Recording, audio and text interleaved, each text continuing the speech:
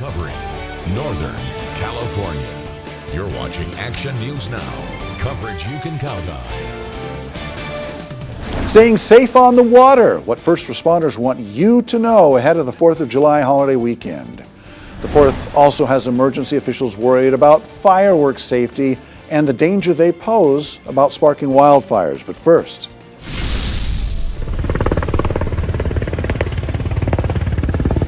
PG&E's water-dropping helicopter helped stop the spread of the Georgia fire in Oroville. Started a little before 4 this afternoon between Baggett Marysville Road and Lincoln Boulevard.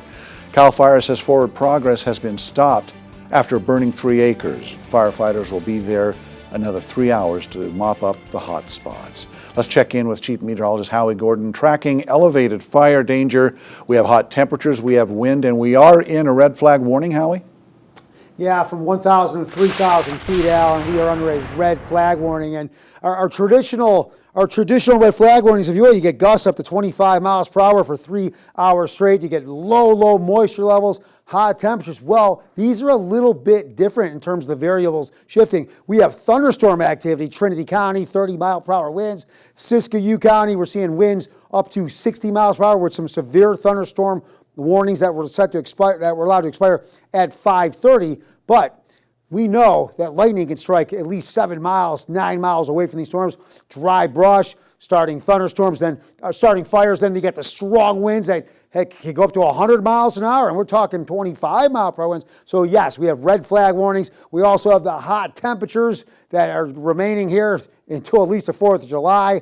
Winds, though, from the normal aspect, if you will, they're really not that bad. And moisture levels are a little higher than a few days ago, but still a red flag warning until Tuesday night. And then, again, here's a look at those temperatures, but we'll talk more about it in a few minutes, Alan. Thanks, Howie. The Willows Fire Department is investigating a deadly morning fire. It happened about 11:30 this morning at a home on 4th Street. Firefighters were able to stop the flames from spreading to a second home, but they did find a body when it was safe enough for the crews to go inside. The cause is being investigated, but officials say it is not suspicious. The increased risk of wildfires prompted many California counties to ban the sale, possession, and use of fireworks. Action News Now reporter Jesse Angelo is live in Cottonwood. Jesse, which counties have bans in place here? Alan, the 2 counties that have a 100% ban throughout the counties, including the incorporated areas, are Shasta County and Trinity counties.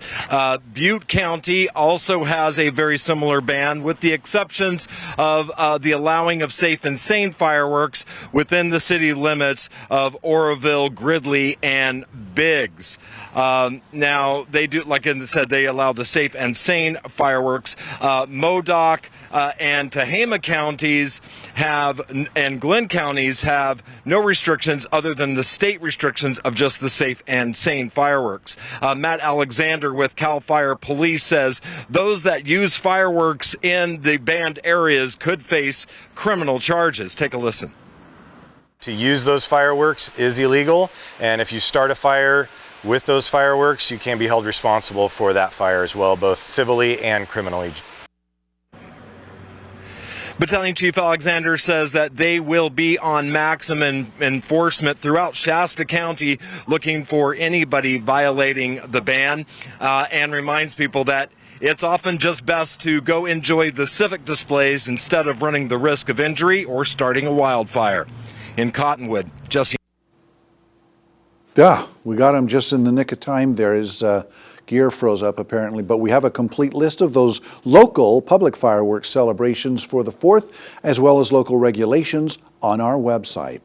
Of course, fire season is here. If you do not know your evacuation zone, you want to find out as soon as possible so that you can be prepared. And Action News Now has you covered. All you have to do is go to our website, actionnewsnow.com, click on the News tab, then News Links to find all of our area evacuation maps in one place. If you're looking for a place to keep cool, Safe Space Chico is opening its first cooling center of the summer at the Trinity United Methodist Church on East 5th Street in Chico. Safe Space says they provide ice, water, and air-conditioned space. This center will run from 1 to 8 p.m. every day through July 13th. Safe Space is still looking for volunteers for the cooling center. You can sign up with a link that we have placed on our website under news links. And with the 4th of July just a few days away, people are planning to hit the water. And whether you're heading to the lake or to a river, Action News Now reporter Margot Rowe spoke with emergency responders about how you can stay safe this weekend. We get a lot of calls this time of year.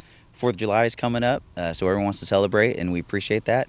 So it's just about doing it safely. If you plan on hitting the river or the lake this 4th of July, emergency responders are stressing to keep a few things in mind so the fun doesn't stop, especially if you like to tube on the river. New debris has been floated and deposited other places, which we call strainers.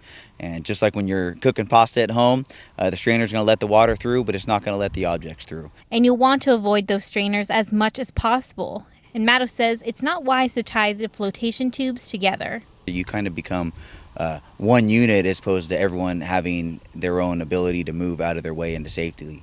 So if you want to be together, I would just stay together just by holding the other person. That way you can easily let go and go your separate ways for the safety, and then you can come back together. And as relaxing as a day on the river may sound, Matto says there are some hidden challenges with it. As with this year, we had quite a lot of snow, so the water is pretty cold.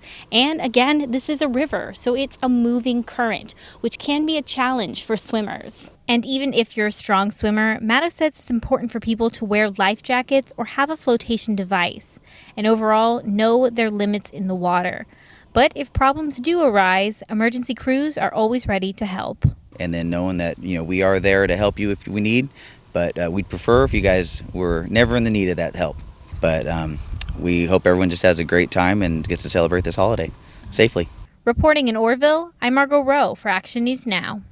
Matto says it's important to have someone with you, but if you're heading out alone, make sure you inform a friend or a loved one about where you're going in case something happens.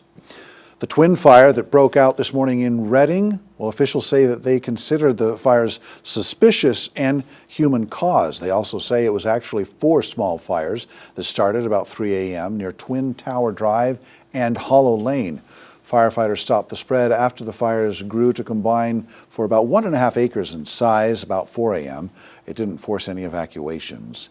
The Kenyon fire in Redding is fully contained. Officials say it was human caused, but they do not believe it was intentional. They're not calling it arson.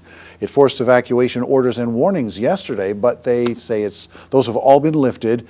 This video was sent to us by pilot Ron Lim that shows the scene as crews stopped the spread at 26 acres. It started just before 2 yesterday afternoon near Kenyon Drive and Chantilly Lane, and evacuation order was lifted about 10 last night. Only thing damaged was an outbuilding. Sierra Pacific Industries is closing off its forest lands to the public starting tomorrow. The company says dry vegetation, low moisture levels, and triple-digit temperatures led them to limit the public access. The use of Sierra Pacific's roads and walk-in accessible areas, that will be prohibited. Corporate Affairs Director Andrea Howell says that while the company is proud to provide public access to its lands for recreation, access will be suspended until conditions approve. It's not uncommon for a person to be booked into a jail and released on the same day, but that happened to one man in Shasta County last week, twice on the same day. Action News Now reporter Blake Mayfield looks into how or why this happened. After being arrested for felony vandalism and assault with a deadly weapon early last Friday morning, 22-year-old Edward Hillman was arrested later that same day by Redding police after attempting to light a chair on fire outside of an apartment complex. According to Shasta County Sheriff's Office PIO Tim Mapes, Hillman was released from jail last Friday initially due to being arrested on misdemeanor charges. But with one of RPD's charges being felony vandalism due to throwing rocks through multiple windows at a residence on Riverbend Drive, it remains unclear why Hillman was released at all. Hillman is currently in custody here at the Shasta County Jail, where he's being held on $50,000 bail. In addition to facing 3 charges for his arson arrest, including disorderly conduct while under the influence of drugs and resisting and obstructing a peace officer, Hillman is also a registered sex offender. The Shasta County Sheriff's Office did not specify if Hillman was released initially due to a lack of jail space. Last week, the Sheriff's Office announced one of its jail detention levels will be closed for a bit as it undergoes construction. Reporting in Redding, I'm Blake Mayfield, Action News Now. Now, as of today, the Reading Police Department's original press release about Hillman's arson arrest has been removed from the Facebook. It had been on Facebook. It was released today. Butte County Sheriff's deputies find an 11-month-old baby unconscious in a home in Durham.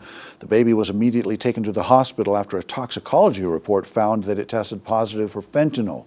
Detectives then served a search warrant at the home and arrested Logan Bandy and Tabitha Porter. They say they found drug gear at the scene. A newly signed law in California changes the requirements for insurance coverage when it comes to regarding fertility and fertility treatments. We'll tell you about that still ahead. And vandalism, local suspects caught on camera targeting more than 24 cars.